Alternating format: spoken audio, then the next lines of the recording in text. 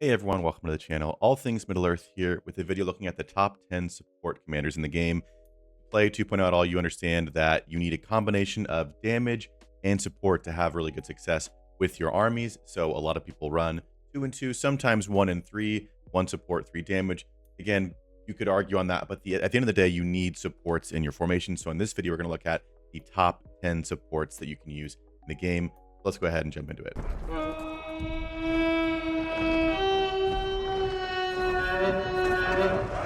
Now, I will say this is going to be pulled from our tier list, which we did on stream a few days ago. This whole image that has every single commander on it will be linked down in the description below if you want to look at it for reference. Again, there probably are some things you could argue in terms of placement of specific characters within tiers. We just try to get everyone in the right tier, and we're going to kind of refine it as we go. There's always a chance that we just didn't have enough experience with a certain commander, so there might be someone that's much lower that you think should be higher. That's fine, but at the end of the day, if we didn't have someone to kind of vouch for a commander and we didn't have experience, I'm not going to rank them on a whim. We wanted to make sure it was as accurate as it could be. So if you do have experience with the commander, whether it be support or damage that you feel like is misranked, feel free to comment that down below, or just make sure you join our next live streams where we do a tier list, because I want these to be as accurate as possible. But let's go ahead and look at the first support. All right, pretty much the most undisputed support, best support in the game. We ranked him in the Battle Log tier only with Dan and Beorn, is Gandalf the White. Gandalf the White has White Council, which is one of the best abilities in the game. It reduces damage that comes in a ridiculous amount, and it's modified very, very well by focus. Some skills are not modified as well, so Gandalf the White's is. If you have good focus, this is going to go way, way up. So White Council on top of White Rider, increasing damage the enemies received up to all formations at level 5 is very, very good. The cherry on top with him is then he does commander damage on top of that. So if you happen to have a high Zenith Resect Gandalf the White from 1.0, you can run him as a full support with just a little bit of damage added on top. Again, I would definitely go with support over damage if you had to choose, but it's not like he has a bad skill here. So if you do have a ridiculously high respect Gandalf the White, you can still get some very good damage out of him while he's really the best support in the game. Next up is going to be Sauron on our list, and he is in the A tier, so not quite as good as Gandalf the White in terms of a support, in my opinion. The big thing here is going to be the Deceiver skill, which is going to increase the damage that the enemy receives. The reason that Sauron's probably not in the Balrog tier, in my opinion, is that Deceiver modifies very, very poorly. I'd have to check the math exactly, but with like best in slot gold focus gear on, I think this jumps to like 19, 20%. So Gandalf the White goes from like 18 to 50% or something like that, whereas Sauron, it's a slower increase. So it's still very, very good. There's a chance to inflict madness.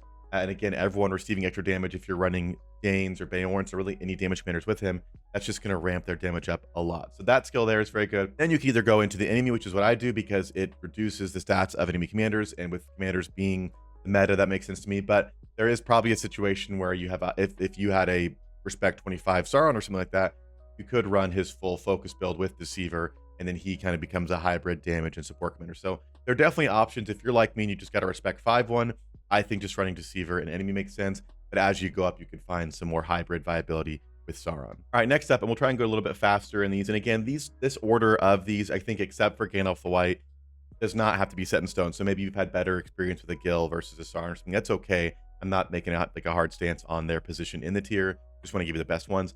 The next one is Gale, which again, more troop buffer, but again, he's just supporting. So we're kind of doing troop buff / support. But Gale, the big thing is this Kingly Kin. The avoidance in up to the first 3 rounds is kind of crazy. And he adds some more troop things on top of that. You can also get some damage if you want. At the end of the day, this Kingly Kin, especially with Pursuit being not a thing anymore, makes a lot of sense in 2.0. And I have seen some Gills doing some monster work in their formations. All right, next up is a Isildur, and the big thing here is going to be his last alliance, which is defense plus 50 in 3 allied formations. Now, I don't think everyone understood when 2.0 came out how good unit defense can be and how much Isildur will just not go down when he's in fights because his troops are just sticking around so much. So using him as a kind of defense, like sustain, increasing commander that doesn't heal, because heals are pretty bad, but things like just reducing overall damage or adding defense seem to be pretty solid still. So Isildur with his last line is very good. You could then look at running something like his follow-up if you have the troops that make sense with his follow-up, or ring bearers just to have more chance for evade, so he's just sticking around a long time. But Isildur is a very, very good add-in to any army. Next up is the Witch King. Witch King has fallen pretty hard in terms of, at one point, at least in 1.0, being very dominant, the most dominant commander of the game, to now more of a support role. But the big thing is still his Black Captain.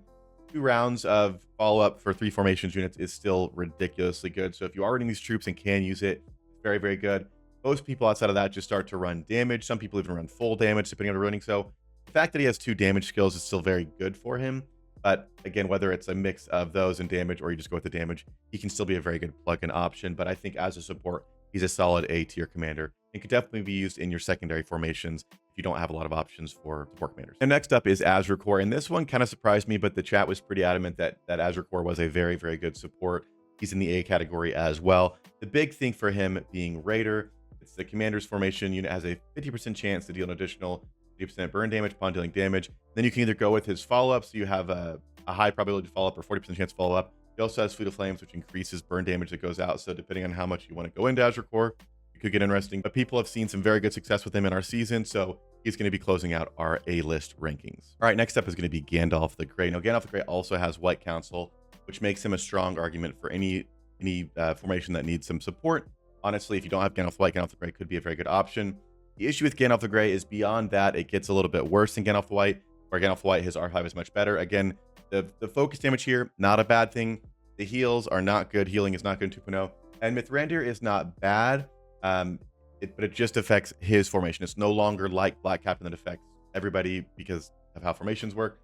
So it's just his own formation getting the follow-up, which, again, potentially could be good depending on what units you have. So you could find more of a use for Mithrandir. But really, the big thing is with White Council. And if I didn't have Gandalf the White, I'd probably be running Gandalf the Grey in at least one of my formations. Next up is Black Serpent. Black Serpent, really the only thing he has going for him is the Horn of Rad. It is attack of 4 allied formations plus 40, and it gradually decreases over time. Now, again, you could just run Fire Dancer with him and get a little bit of burn damage out because commander damage is so valuable in this game. So honestly, that's what I would do if I was running him. Depending on your respect, you could look at running, if you're running more of an Evil Men lineup and you want to boost their defense, you could definitely do that. But at the end of the day, this is what he's here for. So you can use whatever other skills you have. Like if you have good gear that allows him to do good focus damage, you could run that. If you don't and you just want to run Evil Men troops, you could run the R3 Horn of Rad. It's the MVP of the Black Serpent. Next up is Falcon. He's our second to last on the list. And again, kind of surprising to me as well, but he's sort of like a mini Isildur in terms of the reduction or just like added tankiness for the dwarves. So you have damage taken by 3 allied dwarf formations in the first 6 hits up to 8 hits is negative 30%. So very, very significant. And I think people run Arid Lewin Expedition with him, which is also going to increase defense, which will stack 3 times. So just a very tanky, damage reducing guy. Seen him several times in our season. He does very, very well.